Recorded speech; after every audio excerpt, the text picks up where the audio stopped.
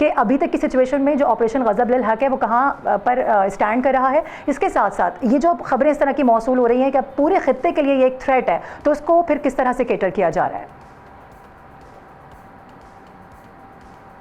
جی بالکل، سب سے پہلے اگر ہم بات کریں آپریشن غضب للحق کی، تو آپریشن غضب للحق جو ہے جیسا کہ سب جانتے ہیں کہ اس میں ایک عارضی تعطل کا اعلان کیا گیا تھا پاکستان کی جانب سے، اور اس کے جو اہداف ہیں وہ ہمارے جو سورسز ہیں، ایون ہمارے کچھ منسٹرز جو ہیں وہ علیہ اعلان کہہ چکے ہیں کہ یہ اہداف جو ہیں مور دین 90% اچیو ہو چکے ہیں. افغانستان کے اندر جو طالبان رجیم اور طالبان رجیم کی جو کیونکہ طالبان رجیم اس وقت ایک ماسٹر پراکسی کا کردار ادا کر رہا ہے، اور اس کے ساتھ جو ذیلی پراکسیز ہیں جس کے اندر فتنہ الخوارج ہے، فتنہ الہندوستان ہے، ان کے نیٹ ورکس کو کافی حد تک جو ہے ڈیمیج کیا جا چکا ہے. طالبان کی خاص طور پر جو ملٹری انسٹالیشنز ہیں اور تمام ایسا انفراسٹرکچر جہاں سے ٹیررزم کو وہ سپورٹ کرتے ہیں، تشکیلیں دیتے ہیں، اور اس کے ساتھ ساتھ جو ان کے ڈرونز کی فیسلٹیز ہیں، جو ان کے ویپن سٹوریجز ہیں، ان تمام انفراسٹرکچرز کو پاکستان نے بہت حد تک ڈیمیج کیا ہے.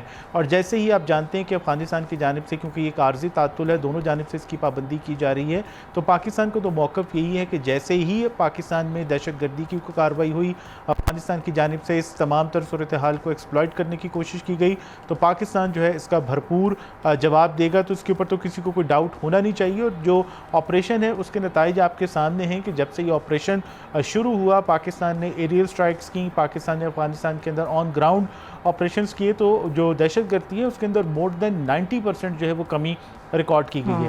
دوسری طرف اگر ہم بات کریں افغانستان کے اندر جو ٹیرر نیٹ ورکس ہیں، ٹیرر انفراسٹرکچر ہے، ڈیمیج تو بہت حد تک ہو چکا ہے، لیکن مسئلہ یہ ہے کہ افغان طالبان رجیم جو ہے وہ اب تک اپنی ہٹ دھرمی سے، اپنے موقف سے ہمیں پیچھے ہٹتا دکھائی نہیں دے رہا. کم از کم بظاہر تو ہے ان کا موقف وہی ہے جو پاکستان کے حوالے سے وہ پہلے بھی موقف اختیار کرتے رہے ہیں، اور اسی موقف کا جو ایک بیسک نقطہ ہے وہ یہ ہے پاکستان اور افغانستان کے درمیان انٹرنیشنل بارڈر کو انٹرنیشنل بارڈر کے طور پر ٹریٹ کیا جانا.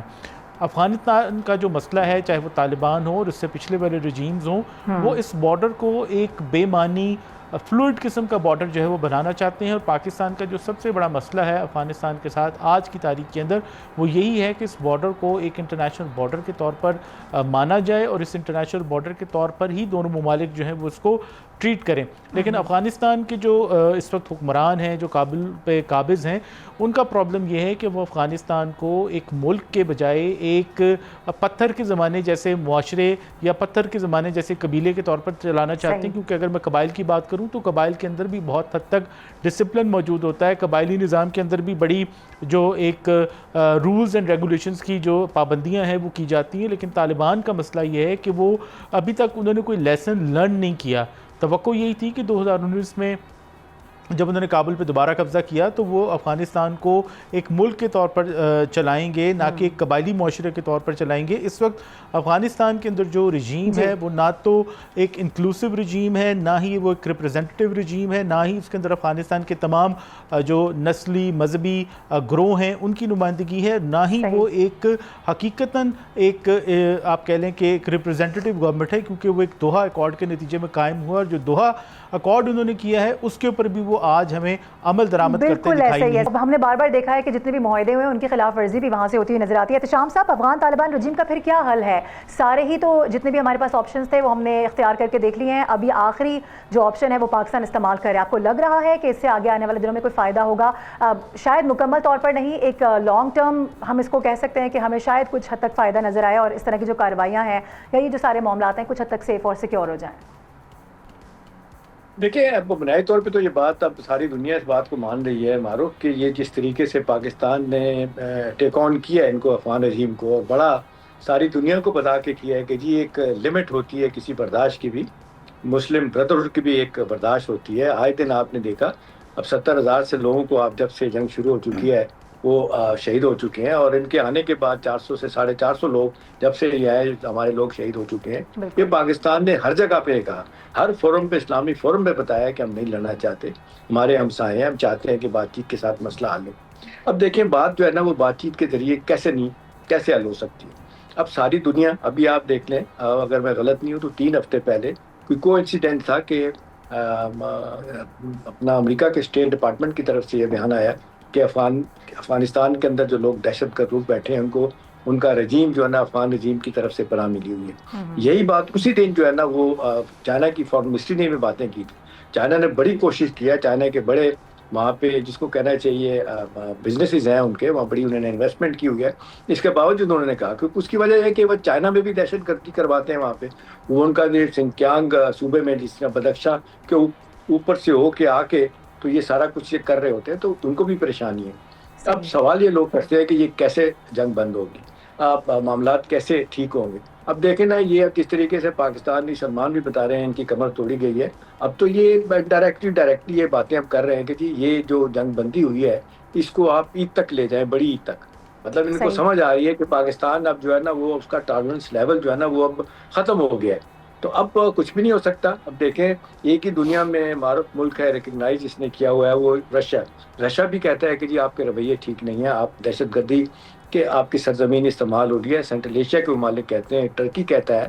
اس کے بعد ایران تک نے کہا. ایران نے تو آپ کو یاد ہے ہم سے تو غلطی ہوئی نا, ہم نے ان کو نکالا نہیں. انہوں نے آپ نے دیکھا کہ ان کو جب سے یہ گئے ہوئے تھے 40-45 سال تک ان کو کیمپوں میں رکھا, اور اب یہ ایکسپوز جب سے ہوئے ہیں بہت سارے افغانی پکڑے گئے ہیں جو ہندوستان کے لیے اور اسرائیل کے لیے جاسوسی کرتے تھے. اب تو انہوں نے بھی اٹھا کے ان کو باہر پھینکنا شروع کیا ہوا ہے, اپنے ملک میں ان کو بھیج رہے ہیں. تو اب دیکھیں اب اصل تو بات یہ ہے کہ اب جو ان کا کاروبار ہے, اب نہیں لگتا ان کا کاروبار جو ہے نا وہ منشیات کا استعمال ہے, اخبار برائے تاوان ہے, پھر یہ انٹرنیشنل پراکسیز کے لیے ہندوستان کے لیے اسرائیل کے لیے کام کرتے ہیں. تو کوئی جنون حکومت تو ہے نہیں.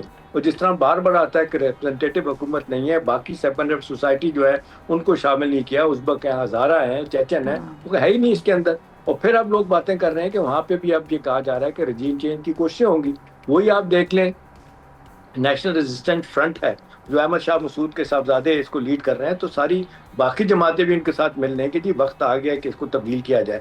ان کو تو معذرت کے ساتھ میں یہ کہوں گا شرم نہیں آتی. ان کے اپنے 1000 لوگوں نے, آپ کو پتہ ہے 1.5-2 مہینے پہلے جرگہ کیا تھا وہاں پہ کابل میں, 1000 لوگ تھے مارو, جس میں علماء تھے, سیاسی لوگ تھے, صحافی تھے, ہر طرح کے لوگ تھے جنہوں نے کہا کہ جی ہماری سرزمین دہشت گردوں کے لیے استعمال ہو رہی ہے, اس کو ختم کیا جائے اور پاکستان جو کہہ رہا ہے اس پہ عمل کیا جائے. اسی پوائنٹ کو ذرا سلمان کی طرف لے جاتے ہیں. سلمان, اب ظاہر ہے ہم یہی دیکھتے ہیں کہ جو طالبان رجیم ہے وہ کسی صورت بھی کچھ بھی ماننے کو تیار نہیں ہے. کہا یہی جا رہا تھا کہ ان کی جانب سے کوشش ہونی چاہیے کم از کم وہ ان کو سمجھائیں کہ کم از کم اپنی جو سرزمین ہے وہ پاکستان کے خلاف استعمال نہ کریں. صرف پاکستان کا اتنا سا مطالبہ ہے, اس کو بھی اگر پورا نہیں کیا جا رہا, ظاہر ہے پھر پاکستان اپنے ڈیفینس میں جو کچھ کر سکتا ہے وہ کر رہا ہے. تو اس حوالے سے ذرا بتائے گا کہ کیا لگ رہا ہے آپ کو لانگ ٹرم اس کے کیا اثرات ہو سکتے ہیں, اور یہ جو آپریشن اس وقت جاری ہے یہ کتنا پرولونگ ہو سکتا ہے؟ دیکھیں آپریشن تو کوئی ایز سچ پاکستان کے جو فکس ٹارگٹس تھے, پاکستان کو پاس پوری انٹیلیجنس تھی. جب بھی ہم آپریشن کی کارروائیوں کی بات کرتے ہیں, اگر ہم آپریشن کے حوالے سے اسپیسیفکلی بات کریں تو پاکستان یہ کہتا ہے انٹیلیجنس بیس پریسیجن اسٹرائکس کی گئی ہیں. پاکستان کے پاس پوری انٹیلیجنس ہے, کہاں کہاں ان کے جو ٹیرر انفراسٹرکچر موجود ہیں, کہاں کہاں وہ مقامات موجود ہیں جن کو یہ مساجد کا, مدارس کا لیبل لگا کر پناہ گاہوں اور جو ٹریننگ کیمپس کے طور پر استعمال کرتے ہیں. تو یہ پریسیجن بیس اسٹرائکس تھیں جس میں پاکستان نے اپنی جو اس کے پاس بھرپور انٹیلیجنس موجود ہے اس کا فائدہ اٹھاتے ہوئے ان کے جو اچھے خاصے نیٹ ورکس ہیں, ان کے جو سپورٹ انفراسٹرکچر ہے اس کو تباہ کر دیا. تو یہ تو ٹارگیٹڈ قسم کی کاروائیاں تھیں. جب جہاں جیسے چاہے ہمیں ضرورت محسوس ہوئی یہ کاروائیاں ہم مزید بھی جاری رکھ سکتے ہیں, لیکن بڑی جو ایک نمبرز ہیں اور ایک بڑی تعداد کے اندر ان کا آپ کہہ لیں کہ جو انفراسٹرکچر ہے وہ تباہ کر دیا گیا ہے. پرابلم یہی ہے کہ طالبان رجیم جو ہے, جو ایک ہٹ درمی کہہ لیں, ضد کہہ لیں, ان کا احمق پن کہہ لیں یا ان کی ناسمجھی کہہ لیں, کہ وہ اس چیز کو سمجھ ہی نہیں پا رہے کہ آج وہ زمانہ نہیں ہے جو آج سے 30 سال پہلے. امریکیوں کو گرفتار کیا گیا تھا نا, ان کو انہوں نے چھوڑ دیا ہے, اور اس دھمکی پہ چھوڑا ہے کہ امریکیوں نے کہا تھا کہ ہم آپ کو ڈالر دینے بند کر دیں گے, ان کو چھوڑ دیا انہوں نے. تو یہ چیز اب ثابت ہو رہی ہے کہ امریکہ سے ڈالر لے کے بھی اس لڑائی کو وہ سسٹین کرنے کی کوشش کر رہے ہیں.